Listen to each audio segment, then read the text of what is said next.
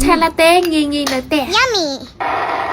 Hello bông ôn ngày nay màu thôi cho mùi nắng mát chai latte pi từ lá chiêng bông muối từ lá chiêng bông pon lá chiêng thời từ thua ban sầm mẹ pe để nhung tay nhà nấy hao ấy bông muối chiêng á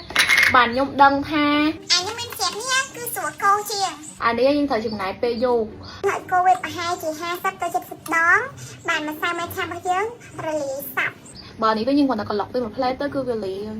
bông muối chiêng từ bố nhưng thời can nhân chan muối sao mẹ mà sao tuyển thi đó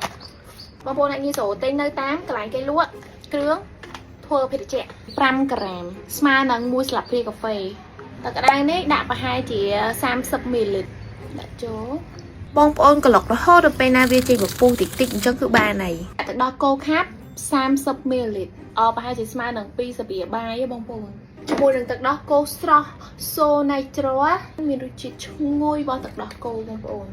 nhôm đạn 120 ml បងប្អូនអាចប្រើទឹកស្ករក៏បានប្រើទឹកដោះគោខាប់ដូចខ្ញុំក៏បានដែរបន្ទាប់មកខ្ញុំក្លុកទឹកដោះគោនោះឲ្យសក់ឲ្យចេញពពុះល្អ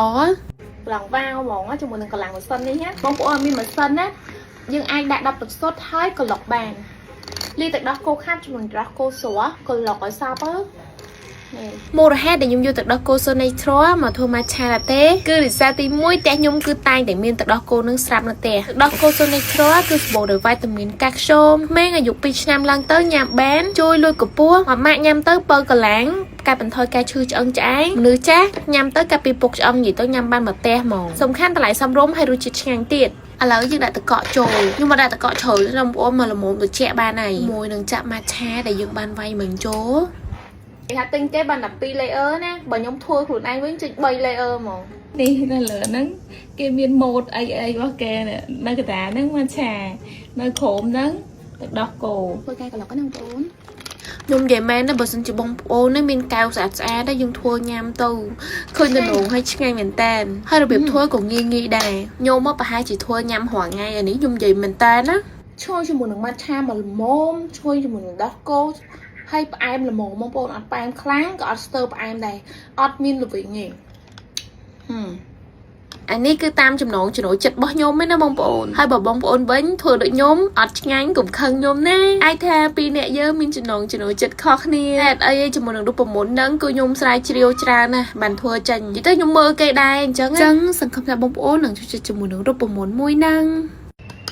បងប្អូនកុំភ្លេចសាក់ធ្វើញ៉ាំណាគ្នាមកឆ្ងាញ់ងំឡាបងប្អូនអរគុណបងប្អូនដែលទស្សនាវីដេអូនេះចាប់ទៅតែមុខបែងពងទាកូនហើយទៅរីវីយូម្ហូបទៀតហើយនេះហើយជីវិតអ្នករីវីយូម្ហូបតែប៉ុណ្ណឹងជួនកាលមួយថ្ងៃទៅញ៉ាំពីកន្លែងក៏មានដែរហើយធ្វើមិនទៅបើជីវិតយើងរស់រសាញ៉ាំមកនេះបងប្អូនសកម្មភាពខ្ញុំទប់តែមុខបែងពងទាកូន3គ្រាប់ហើយគឺម៉ោង5ល្ងាចកន្លះម៉ោងក្រោយខ្ញុំមកដល់ Night to Meet You នៅបឹងកក់នៅ View Park Mall សាខាទី1ឯងសាខាទី2របស់គាត់គឺនៅ Chip Mall Mega Mall 2.1អត់តបានញ៉ាំទេប៉ុន្តែសាក់កាមេរ៉ាសិនឃើញឡើងស្អាតនៅនេះជាម្ហូបបែបកូរ៉េបងប្អូនសម្រាប់ជក់ក្តាមហ្នឹងជាម្ហូបប្រចាំខាងគាត់តែបើខ្ញុំវិញឃើញតលងនេះឆ្ងាញ់ជាងគេតលងឡើងឈ្ងុយហើយជីឡើងឆនសំខាន់អត់តលាន់ពេលណាបងប្អូនទៅញ៉ាំត្រូវតែហៅតលងខ្ញុំឲ្យ10លើ10ហ្មងហើយនេះជាលើកដំបូងរបស់ខ្ញុំដែលភ្លក់ក្តាមត្រាំទឹកស្អ៊ីវនេះឮថាគេញ៉ាំជាមួយនឹងបាយក្តៅៗក៏មិនឆ្ងាញ់ជ្រលក់ទឹកជ្រលក់គេបន្ថែមបានហត់ទៅឆ្ងាញ់ទៀតអត់ដូចក្តាមស្រែបងប្អូនក្តាមហ្នឹងគឺសាច់ច្រើនសំខាន់ណាស់ពងនេះដាក់ចូលមាត់ដូចសាម៉ាន់អញ្ចឹងបងប្អូនឆ្ងាញ់ណាងប់ហើយមកសាបៀហ្នឹងដឹងមកទេប្រហែលគ្រាប់ប៉ុន្តែមានអារម្មណ៍ថាហល់នេះជាប្រហិតថៃបែបកូរ៉េបងប្អូនដែលមានក្នុងរឿងកូរ៉េបើញ៉ាំជាមួយនឹងប្រហិតថៃហ្នឹងអត់ហត់ទឹកស៊ុបគឺស្ដាយក្រោយហ្មងដោយសារខ្ញុំឃើញរឿងកូរ៉េគេធ្វើអញ្ចឹងមេឃល្ងាញ៉ាំទឹកស៊ុបហ្នឹងគឺត្រជាក់ចិត្តហ្មងត្រជាក់ចិត្តដៃកក់ក្ដៅវាច្រឡំនៅនេះគេមានសេវាកម្មអាំងសាច់ឲ្យយើងទៀតមុននឹងអាំងសុទ្ធតែវាស់មើលក្ដៅហើយអាំងខ្ជូងបងប្អូនឈ្ងុយសាហាវសាច់គោខ្ញុំឲ្យអួយសាច់គោឈ្ងុយខ្ញុំវិញចូលចិត្តញ៉ាំអញ្ចឹងជាងខ្ចប់ជាមួយនឹងបន្លែនេះខ្ញុំគ្រាន់តែខ្ចប់ឲ្យបងប្អូនមើលទេខ្ញុំអត់សូវចូលចិត្តញ៉ាំបន្លែខ្ញុំចូលចិត្តញ៉ាំសាច់សុទ្ធមកញ៉ាំសាច់អាំងជាមួយនឹងស្រាអង្ករនេះដែលគេមានអែតជាមួយនឹងទឹកខ្មុំបងប្អូនញ៉ាំចូលរៀងផ្អែមបើខ្ញុំវិញខ្ញុំអត់សូវចេះញ៉ាំស្រាទេមួយម៉ាត់មិញណាប៉ុន្តែចង់ស្វឹងបាត់ហើយងាប់ហើយយើងស្មានតែអស់ហើយគេនៅវគ្គបាយកឡុកទៀតបាយកឡុកហ្នឹងត្រូវកឡុកឲ្យខ្លាំងបាយហ្នឹងស្តៀងពីមបាប់ចឹងបងប្អូនមានអីឆ្ងាញ់តែឲ្យមកប្រអប់ហ្នឹងបងប្អូនញ៉ាំ3 4នាក់ក៏បានដែរងាប់ហើយសាច់គេសើអប់ផ្សែងខ្ញុំស្មានតែខ្ញុំពងញ៉ាំអូម៉ាកាសេតាទៅនងបោះគេមែនសើតែស្កតថ្មនេះតែសម្រាប់ខ្ញុំចិត្តសាច់គោជាង